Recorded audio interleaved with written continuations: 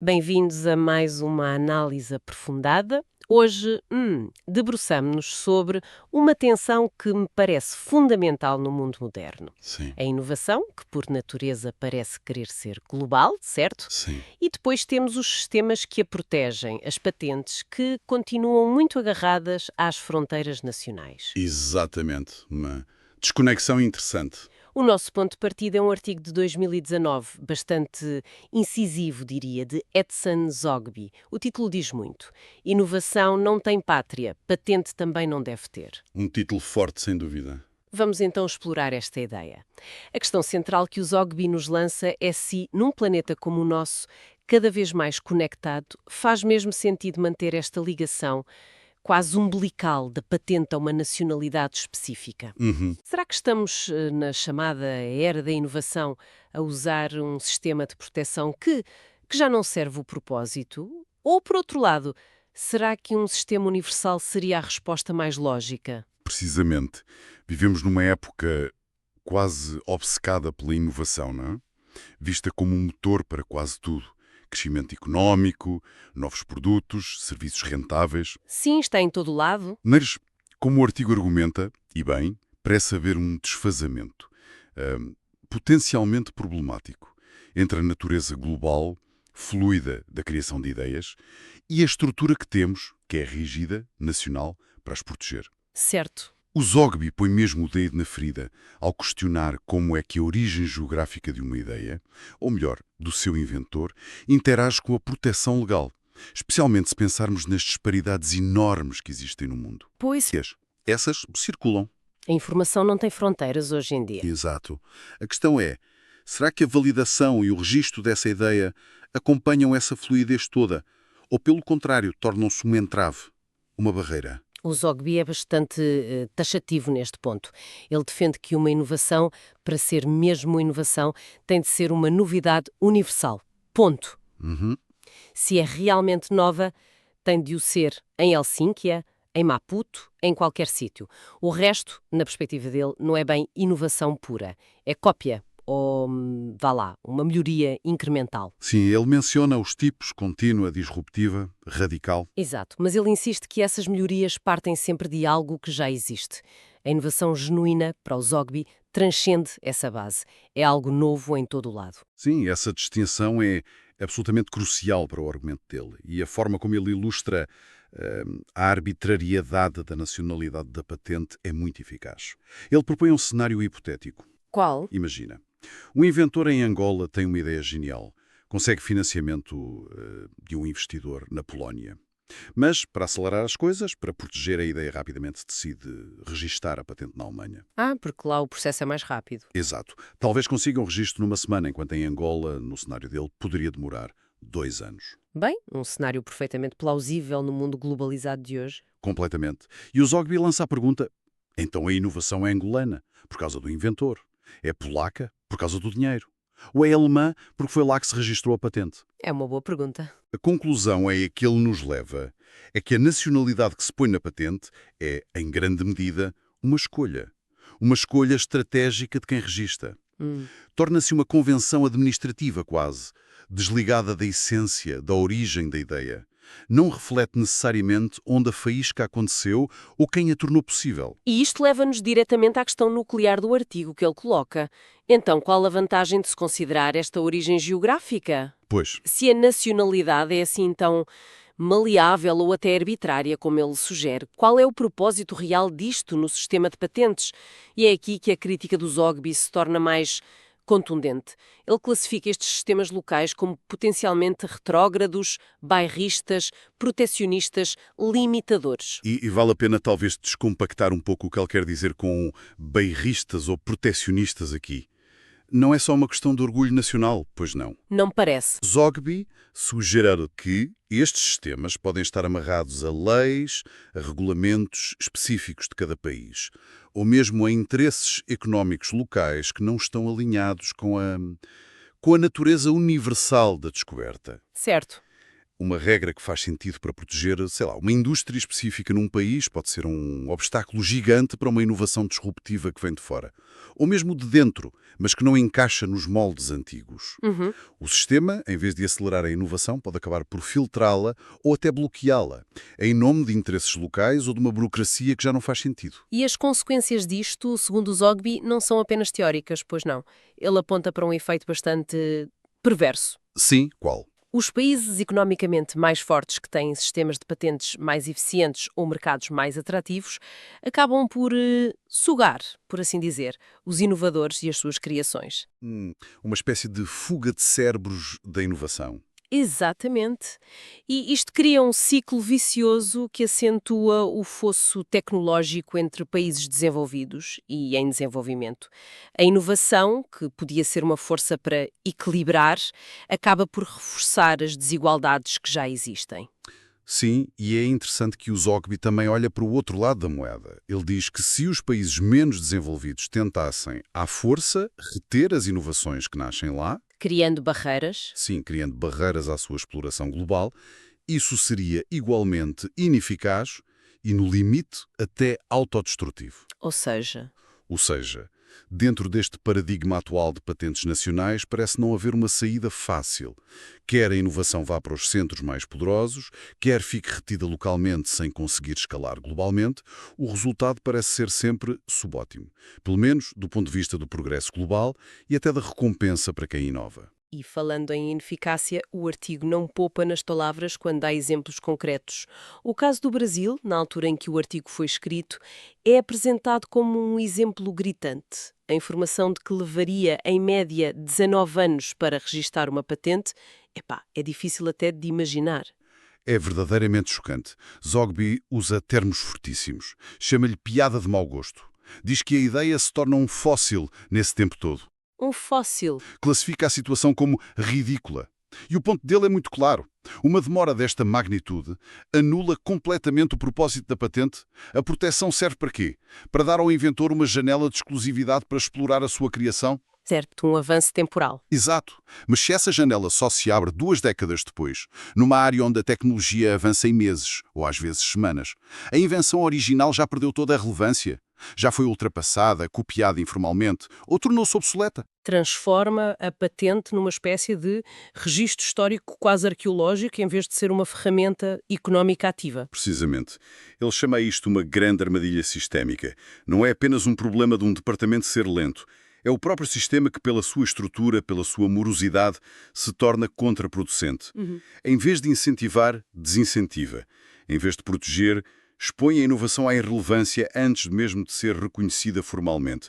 E isto num país com o potencial inovador do Brasil. Torna a situação ainda mais frustrante, na perspectiva do autor, claro. E perante uma armadilha destas, como é que os intervenientes reagem? Zogby introduz aqui uma metáfora muito visual, não é? O efeito avestruz. Sim. A ideia de enfiar a cabeça na areia é forte.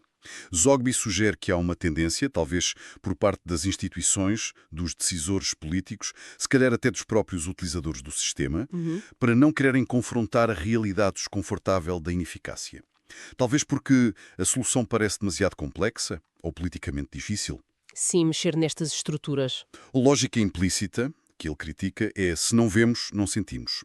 É uma forma de adiar o confronto com um problema sistémico que exigiria reformas profundas.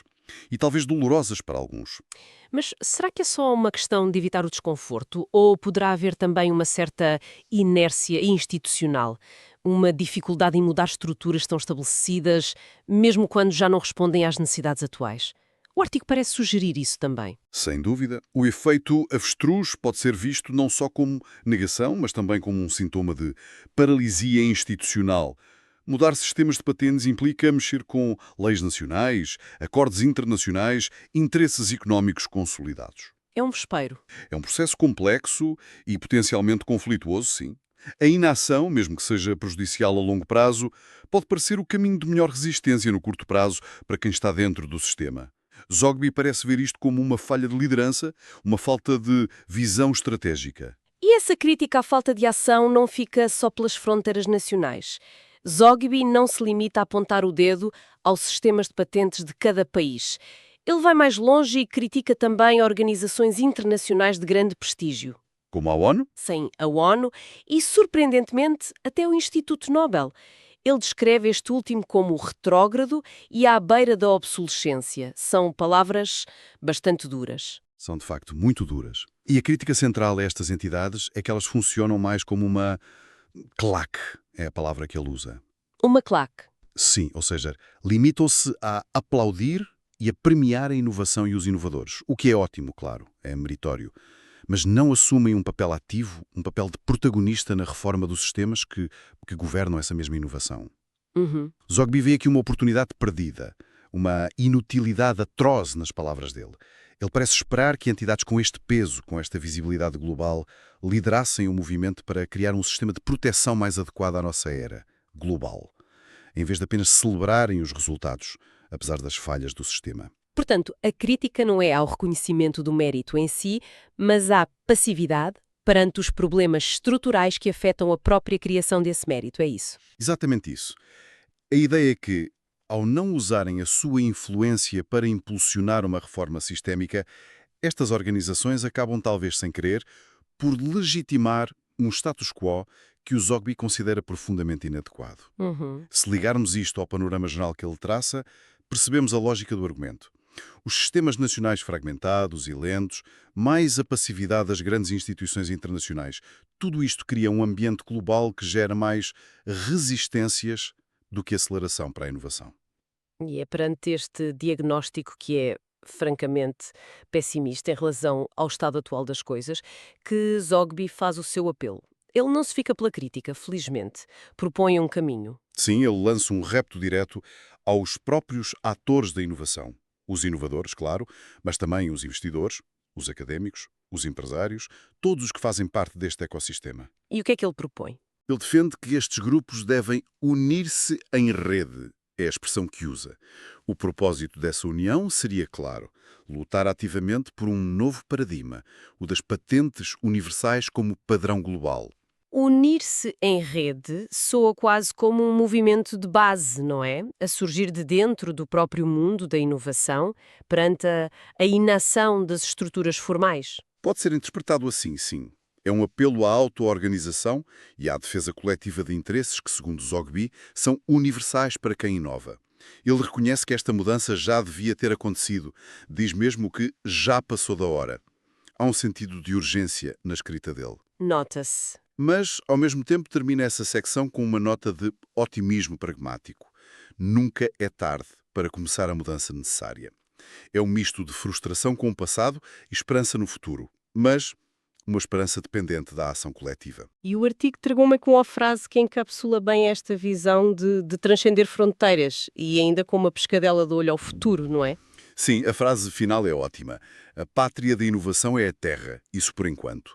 Talvez diria Elon Musk. É boa. É uma forma interessante de rematar. Primeiro, reforça a ideia central. A inovação pertence ao planeta, não a um país. Ponto. Depois, ao invocar o Elon Musk, que é uma figura associada à exploração espacial, a pensar para além dos limites terrestres, Certo. Zóbio talvez queira sublinhar o quão limitadas são estas fronteiras nacionais quando comparadas com a ambição humana e com o potencial da própria inovação. É quase como dizer, ainda estamos aqui a discutir fronteiras nacionais, quando já devíamos estar a pensar numa escala planetária, ou se calhar até mais além. Uma forma poderosa de relativizar a questão da nacionalidade, sem dúvida.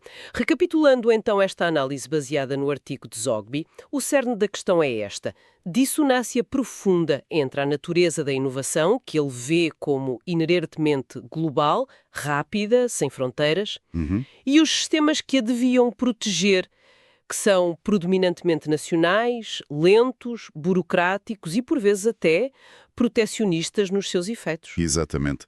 E a consequência mais grave que Zogby aponta para este desfazamento não é apenas um atraso no ritmo do progresso tecnológico ou científico. É também o potencial agravamento das desigualdades económicas e sociais à escala global. Pois, o sistema atual, na visão dele, não só não está a servir otimamente à inovação, como pode estar ativamente a prejudicar uma distribuição mais equitativa dos seus benefícios. O que nos devolve à pergunta fundamental, não é? Deveriam as patentes evoluir para refletir esta natureza global da inovação? Se a resposta for sim, como seria um sistema verdadeiramente universal? É a pergunta de $1 milhão. Imaginar um sistema único, reconhecido globalmente, com critérios uniformes, parece quase utópico, mas Zogby parece sugerir que é o caminho necessário. Quais seriam os maiores obstáculos? Seriam políticos, económicos, logísticos, culturais? Provavelmente uma combinação de todos eles. Sem dúvida. A implementação seria um desafio monumental.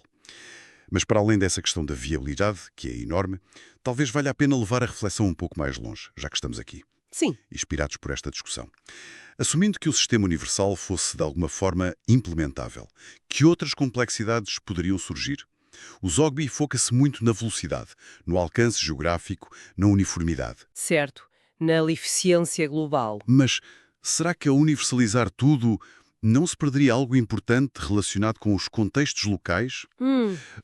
O que quer dizer com isso? Refiro-me a que uma inovação, mesmo que tecnicamente aplicável em todo o lado, pode ter impactos muito diferentes ou exigir adaptações específicas, dependendo do contexto cultural, social, económico, até ambiental de cada lugar. Pois claro. Um sistema puramente global, focado apenas na novidade técnica universal, poderia ter dificuldade em acomodar estas nuances locais.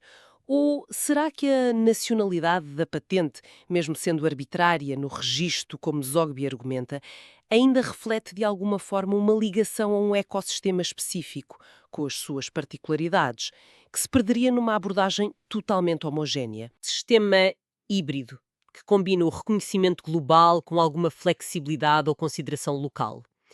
O Zogby defende veementemente o universal, mas essa questão da relevância do contexto local talvez mereça mais exploração. Exatamente. Não é para invalidar o argumento do Zogby sobre a inadequação dos sistemas atuais, que me parece muito bem fundamentado, mas sim para adicionar uma camada de complexidade ao pensarmos na solução ideal. Certo. A universalidade traz eficiência, alinhamento com a natureza global da ciência e da tecnologia, isso é verdade, mas a aplicação e o impacto da inovação acontecem sempre em contextos específicos. Encontrar o equilíbrio certo é talvez o derradeiro desafio. Questões que ficam, sem dúvida, a ecoar. O artigo de Edson Zogby, apesar de ser de 2019, continua a ser um catalisador importante para pensarmos criticamente sobre como protegemos e incentivamos a inovação no século XXI. Sem dúvida. A sua abordagem direta e as críticas contundentes desafiam-nos a não aceitar o status quo como inevitável. Esperamos que esta análise mais aprofundada tenha trazido alguma clareza e, quem sabe, novas perspectivas sobre um tema tão vital para o nosso futuro coletivo.